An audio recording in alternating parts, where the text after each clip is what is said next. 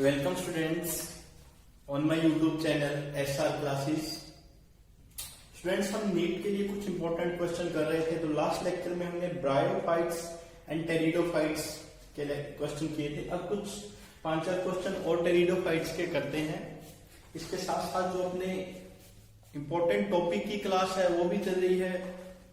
Next जो lecture होगा साथ में इसके बाद वाला लेक्चर, वो कुछ नीट के लिए जो इंपॉर्टेंट टॉपिक्स है उसके लिए आपको लेक्चर मिलेगा। उस टॉपिक में से आपको 99% क्वेश्चन नीट के अंदर आपको मिलेंगे। तो नीट आपको पता है 26 जुलाई को है, जो अभी 2020 का होना है। 26 जुलाई इसकी भी डेट रिलीज हुई है एचआरडी मिनिस्ट्री के द्वारा।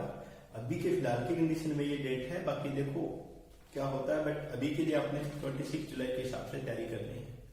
तो आज का अपना जो फर्स्ट क्वेश्चन है students, gametophytic and sporophytic phases are independent इनमें से गैमेटोफाइटिक और स्पोरोफाइटिक फेजेस जो है इंडिपेंडेंट किसमें होती है? तो स्टूडेंट्स इसका आंसर फर्स्ट है टेरिडोफाइट्स। टेरिडोफाइट के अंदर gametophytic and sporophytic phases independent होती है।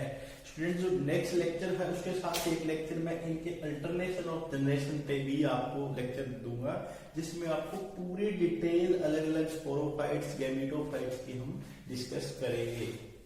Pteridophytes differ from the bryophytes in having. Pteridophyte bryophyte से डिफरेंट क्यों होते हैं, किन में होते हैं? तो archegonia, spermatozoids, conducting system, separate gametophyte. Students archegonia या स्पर्मेटोजोइड ये आपको पता है मिलते हैं, ठीक है। यहां पे कंडक्टिंग सिस्टम कौन सा है? वाटर एंड फूड वाला जो है, क्या? Xylem and phloem. Xylem and phloem क्या वो ब्रायोफाइट्स में होता है? नहीं होता। Pteridophytes are the first vascular plant. Pteridophyte की फर्स्ट वेस्कुलर प्लांट है, तो इनके अंदर ही जाइलम और फ्लोएम प्रेजेंट होता है। इसलिए इसका आंसर क्या आएगा? Conducting system. आंसर क्या आएगा इसका? Conducting system. नेक्स्ट क्वेश्चन है अपना students, in fern archegonia occurs on. Archegonia occurs on antherozoids and archegonia. Archegonia क्या होते हैं? जो फीमेल की पार्ट की बात कर रहे हैं, ठीक है, फीमेल गैमीट्स की बात कर रहे हैं। तो आर्किगोनिया कहां पे बनते हैं? Leaves, roots, prothallus and sporophytes. Students जब हम 11th पढ़ते हैं, एजुकेशन पढ़ते हैं, जब हम उसके अंदर अच्छे से टेरिडोफाइट को लाइन टू लाइन स्टडी करते हैं, वहां पे आपको मिलेगा साफ साफ लिखा हुआ प्रोथेलस। डायग्राम बनाते हैं वहां पे भी प्रोथेलस पे होते हैं, ठीक है। तो ये क्वेश्चन है। नेक्स्ट क्वेश्चन देखते हैं स्टूडेंट्स टेरिडोफाइट्स का। देखो टेरिडोफाइट्स के कुछ इंपॉर्टेंट क्वेश्चन लास्ट लेक्चर में लिए थे और इसमें भी ले रहे हैं। नेक्स्ट क्वेश्चन इसका है,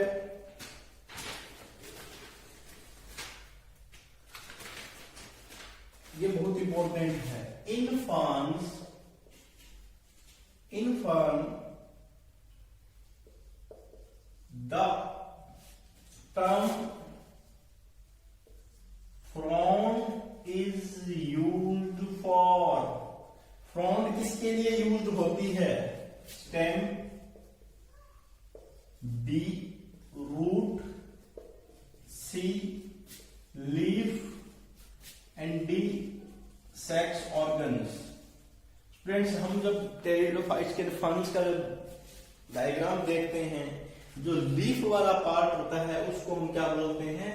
फ्रॉन्ड बोलते हैं। क्या बोलते हैं? लीफ वाले पार्ट को फ्रॉन्ड बोलते हैं। और यही वो पार्ट होता है फ्रॉन्ड जहां पे सोर्स या सोराई प्रेजेंट होते हैं। क्या प्रेजेंट होते हैं? सोर्स या सोराई। सोर्स या सोराई क्या होते हैं फ्रेंड्स? जहां पे जो एक क्लस्टर होता है, जहां से गैमीट रिलीज होते हैं, ठीक है। ये क्या होता है? कि क्लस्टर होता है जहां पे क्या बनते हैं? एक cluster of spores, a cluster of spores। Cluster of spore receptacles, ठीक है, जहां पे स्पोर बनते हैं। तो यहाँ पे ये इसके ऊपर ही ये प्रेजेंट होता है, लीफ वाले पार्ट के ऊपर। इसके बाहर एक कवरिंग और प्रेजेंट होती है। अगर इसके बाहर देखें, लीफ के बाहर या फ्रॉन्ड के बाहर एक कवरिंग प्रेजेंट होती है, एक शेडिंग प्रेजेंट होती है, उसको बोला जाता है एंडोसियम। क्या बोला जाता है? एंडोसियम। क्या बोलते हैं? एंडोसियम। फ्रॉन्ड के बाहर क्या है? कवरिंग प्रेजेंट है। कहां पे? सोर्स वाली दुनिया के कवरिंग प्रेजेंट, उसको क्या बोलते हैं? एंडोसियम बोला जाता है। तो फिर इसका आंसर क्या आएगा? लीफ आएगा। क्या आएगा? In the found the term found is used for the leaves. किसके लिए यूज की जाती है? लीफ के लिए यूज की जाती है। नेक्स्ट क्वेश्चन अभी जो आपको बताया है इसी से रिलेटेड है। एंडोसियम इज फाउंड इन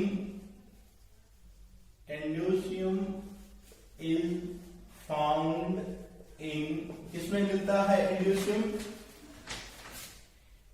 एल्गी,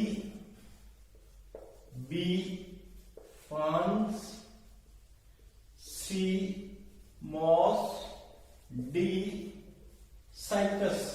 अभी आपको बताया था किसमें मिलता है एंडोसियम? फर्न्स के अंदर मिलता है। फर्न्स एंडोसियम क्या होता है? एक थिन मेम्ब्रेन होती है जो लीफ वाला पार्ट होता है, फ्रॉन्ड वाला पार्ट होता है फर्न्स का, उसको कवर करके रखती है, जहां पे सोराइसोर्स प्रेजेंट होते हैं, सोराइजिया सोर्स प्रेजेंट होते हैं। वो क्या होते हैं? स्पोर फॉर्मिंग बॉडीज होती है, क्लस्टर ऑफ स्पोर होते हैं, तो वहां पे एंडोसियम में प्रेजेंट होता है। इसका आंसर क्या आएगा? फर्न्स आएगा। ठीक है। नेक्स्ट क्वेश्चन जो है बहुत इंपॉर्टेंट है ये भी। How many neck canals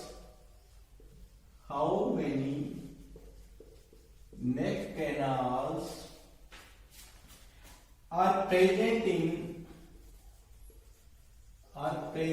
in Dryopteris? Option दिया हुआ है 1, बी दिया हुआ है 2, सी दिया हुआ है मेनी, डी दिया हुआ है 10। तो स्टूडेंट्स नेक कैनाल जो ड्रायोप्टेरिस में 1 होती है। अब स्टूडेंट नेक कैनाल होती क्या है? नेक कैनाल सेल्स होती क्या है? आपके लिए आज का ये होमवर्क है। मेरे को आप कमेंट बॉक्स में नेक कैनाल सेल्स के बारे में बताओगे भी नेक कैनाल सेल्स क्या होती है। होती तो एक प्रेजेंट है, बट नेक कैनाल सेल्स होती क्या है उसके बारे में आप मेरे को कमेंट बॉक्स में बताओगे। देन हम नेक्स्ट लेक्चर के अंदर नेक कैनाल के बारे में डिस्कस करेंगे। आप जो 11th का बायोलॉजिकल क्लासिफिकेशन के ऊपर लेक्चर मिलेगा उसमें आपको पूरी नेक कैनाल एक्सप्लेनेशन मिलेगी। बट अभी आप मेरे को कमेंट बॉक्स के अंदर जरूर बताओगे भी नेक कैनाल सेल क्या होती है, कितनी रोज में होती है, किस प्रकार से इसके अंदर वेंट्रल होता है, 4 रोज में होती है, 6 रोज में होती है, वो पूरा इसके अंदर मेरे को बताओगे।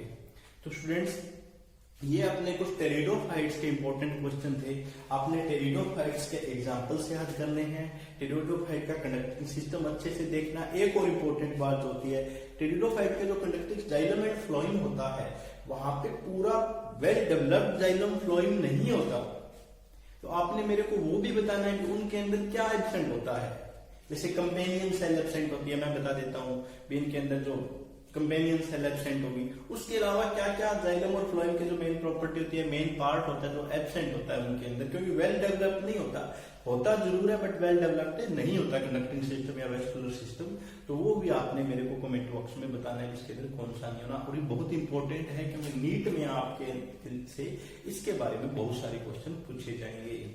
तो स्टूडेंट नीट के लिए तैयारी करें। एक मैं जो लेक्चर जो आपको बताया है वो पूरे जो इंपॉर्टेंट टॉपिक्स जो है इसके जहां जहां से आपके क्वेश्चन आ सकते हैं वो हम यूनिट वाइज आपको मैं बताऊंगा।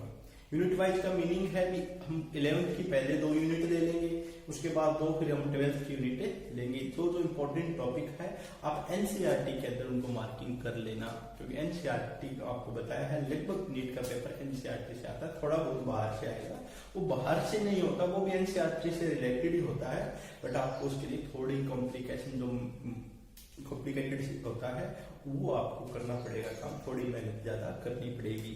तो ये स्टूडेंट्स अपना टेरिडोफाइट्स के इंपॉर्टेंट क्वेश्चन से वो आपने किए हैं। नेक्स्ट में हम जिम्नोस्पर्म के देखेंगे, साथ साथ देखिएगा स्टूडेंट सैटरडे, संडे और मंडे 3 दिन ऐसे होंगे जहां पे आपको नीट के इंपॉर्टेंट क्वेश्चन के भी लेक्चर मिलेंगे, नीट का इंपॉर्टेंट टॉपिक भी मिलेगा।